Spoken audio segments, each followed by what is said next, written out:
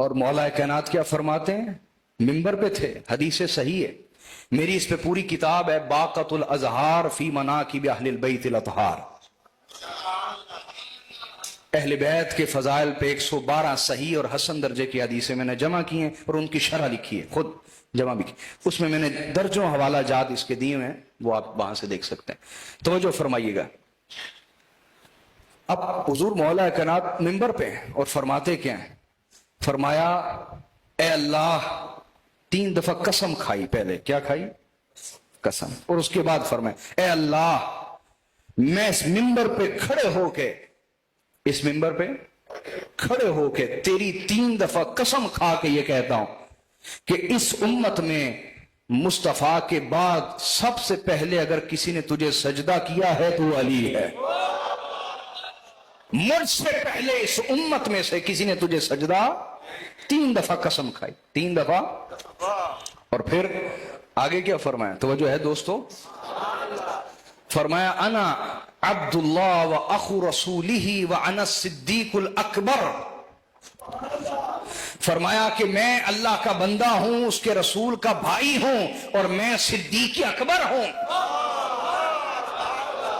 मैं सिद्दीक अकबर हूं।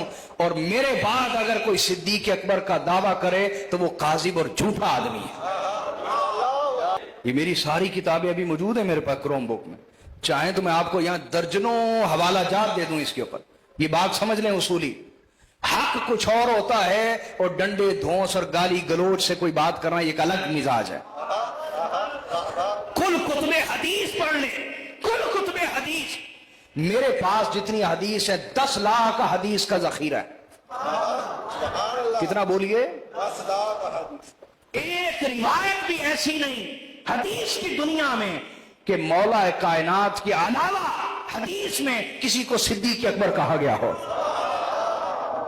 सिद्दीक अकबर कुल कायनात में अगर हैं तो मौला कायनात है, मौला कायनात है, याद रखें। क्यों?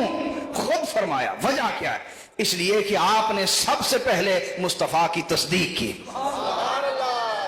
सबसे पहले, और फरमाया मैं सिद्दीक अकबर हूं और मेरे बाद जो ये दावा करे वो झूठा आदमी।